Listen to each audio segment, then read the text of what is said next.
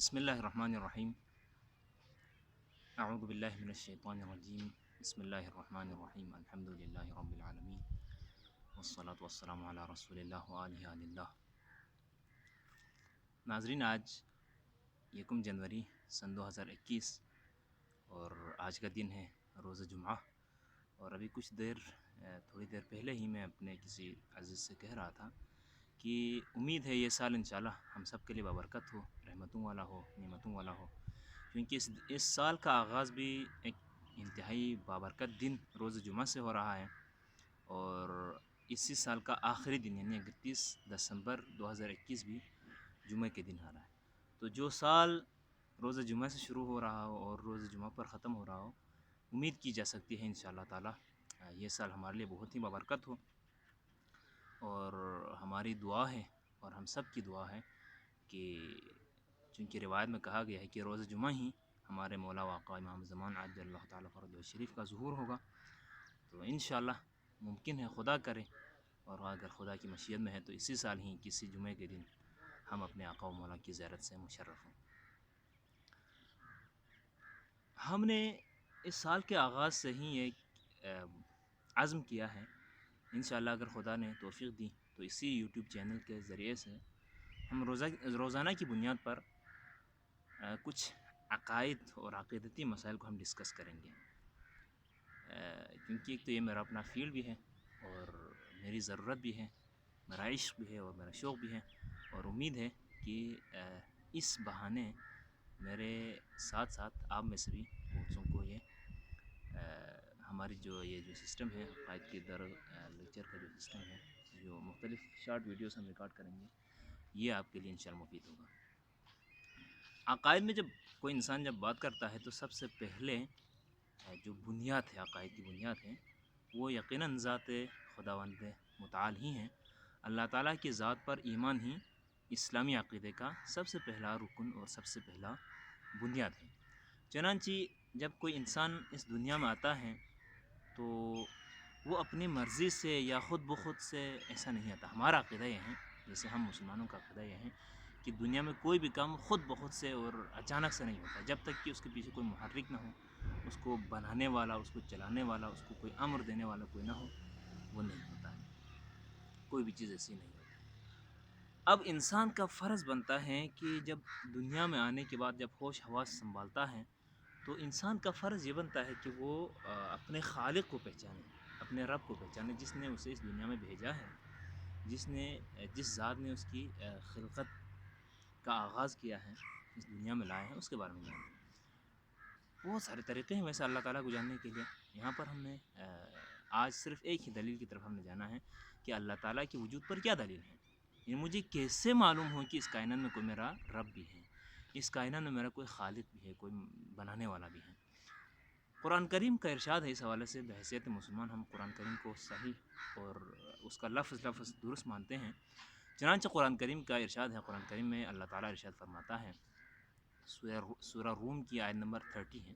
اس میں فرمایا، بسم اللہ الرحمن الرحیم، فَأَقِمْ وَجْهَكَ لِلدِّينِ حَنِيفًا فِطْرَةَ اللَّهِ الَّتِي فَطَرَ النَّاسَ عَلَيْهَا لَا تَبْدِيلَ لِخَلْقِ اللَّهِ ذَلِكَ الدِّينُ الْقَيِّمُ وَلَكِنَّ أَكْثَرَ النَّاسِ لَا يَعْلَمُونَ. یقیناً اس آیت میں انسان کے فطرت کے بارے میں بات کی ہے. انسان اگر اپنی صحیح و سالم فطرت کے اوپر غور کرے تو یہی فطرت اسے اللہ تعالیٰ کی طرف لے جاتی ہے. انسان کی فطرت ہمیں بتاتی ہے کہ کوئی نہ کوئی خالق ضرور ہے، کوئی نہ کوئی بنانے والا ضرور ہے.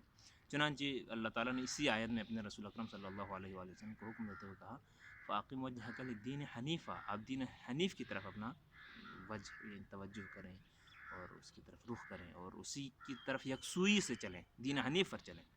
وہ کیا ہے؟ فطرۃ اللہ التی فطر الناس علیہا. دین حنیف کیا ہے؟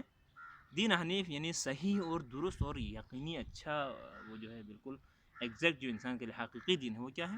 دین فطرت ہے.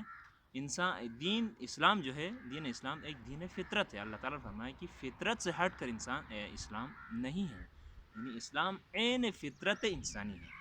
اللہ تعالیٰ نے جس فطرت میں انسان کو خلق کیا ہے، اگر اسی فطرت کو پہچان کر اسی فطرت کے مطابق اگر انسان چلتا ہے تو یہی اس کا دین ہے. لا تبدیل لخلق اللہ. اللہ تعالیٰ نے جو فطرت بنائی ہے، جو دین بنایا ہے، جو پیٹرن بنایا ہے، اس میں کوئی تغیر و تبدل نہیں ہے. جس فطرت کے اوپر انسان کو اللہ تعالیٰ نے خلق فرمایا ہے اسی فطرت پر چلے تو کوئی تبدیلی تغیر تبدل کی ضرورت نہیں ہے. انسان کامیابی کا راستہ پا لیتا ہے.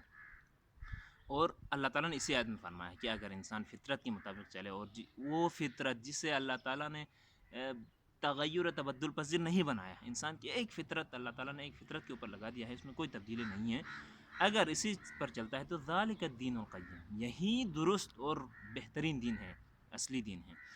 ولیکن اکثر الناس لا یعلمون, لیکن بہت سارے لوگ اپنی فطرت کو بھول کر اول تو وہ فطرت کے بارے میں انالائز کرنے میں بھی اشتباہ کرتے ہیں, فطرت میں اپنی من پسند کی کوئی تشریح کرتے ہیں, تفسیر کرتے ہیں, یعنی صحیح طور پر فطرت کو سمجھتے نہیں. انسان کے لیے ضروری ہے کہ پہلے اپنی فطرت کو سمجھیں, فطری طور پر اس کے اندر کیا کیا چیزیں رکھی گئیں اس کو پہچان لیں اور اپنی فطرت کے اوپر عمل کریں اور فطرت کے مطابق چلیں تو دین سے بالکل منحرف نہیں ہو سکتا ہے. چنانچہ اس آیت کے ساتھ ہمارے پاس ایک رسول اکرم صلی اللہ علیہ وآلہ وسلم کی حدیث مبارکہ بھی ہیں. رسول اکرم صلی اللہ علیہ وآلہ وسلم نے ارشاد فرمایا کل مولود یولد علی فطرہ, یولد علی الفطرہ, جب کبھی بھی یعنی حضرت آدم علیہ السلام سے لے کر تا قیامت تک جب بھی کوئی انسان کوئی مولود, بے شک مسلمان گھرانے میں آتا ہو, کافر گھرانے, جہاں کہیں بھی آتا ہو, دنیا میں کوئی بھی انسان جب پیدا ہوتا ہے, کل مولود, پیدا ہونے والا ہر پیدا ہونے والا نیا بچہ یولد علی الفطرہ, وہ اسی فطرت پر پیدا ہوتا ہے جو اللہ تعالیٰ نے اس کے لیے بنایا ہے. یعنی اس میں کوئی یعنی غلط کوئی کسی کی اشتباہی فطرت, کوئی کسی فطرت نہیں, ہر انسان ایک ہی فطرت میں خلق ہوتا ہے. حتی ابواہ یحودانہ او ینصرانہ او یمجسانہ, پیدا تو فطرت سلیم میں ہوتا ہے, فطرت حقیقی میں ہوتا ہے, چونکہ اللہ تعالیٰ کی مخلوق ہے, اللہ تعالیٰ نے ایک ہی فطرت میں سارے انسان کو خلق کیا ہے. لیکن پیدا ہونے کے بعد اس کے والدین اسے یا تو یہودی بناتے ہیں یا نصرانی بناتے ہیں یا پھر مجوسی بناتے ہیں, یا کسی بھی دین کو جو فالو کرتے ہیں اس کے مطابق وہ اس پر ڈھال دیتے ہیں. تو یہاں پر والدین کردار ادا کرتے ہیں کہ انسان کو اس کے اپنے فطرت سے ہٹانے کے لیے. اگر والدین اس کو فطرت سے نہ ہٹائیں تو انسان فطری طور پر مسلمان پیدا ہوتا ہے, فطری طور پر موحد پیدا ہوتا ہے, اور فطری طور پر خداوند یکتا و احد ولم یلد ولم یولد کے اوپر ایمان رکھنے والا اور عقیدہ رکھنے والا پیدا ہوتا ہے. خداوند متعال سے دعا ہے خداوند ہمیں اپنی اصلی فطرت کو پہچاننے کی توفیق عطا فرمائیں, اور ہم اپنی فطرت کی رہنمائی میں اور فطرت کی ہدایت دی ہوئی ہدایت کے مطابق ذات واحد ذات پروردگار تک پہنچنے کی توفیق عطا فرمائیں. والسلام علیکم ورحمۃ اللہ وبرکاتہ.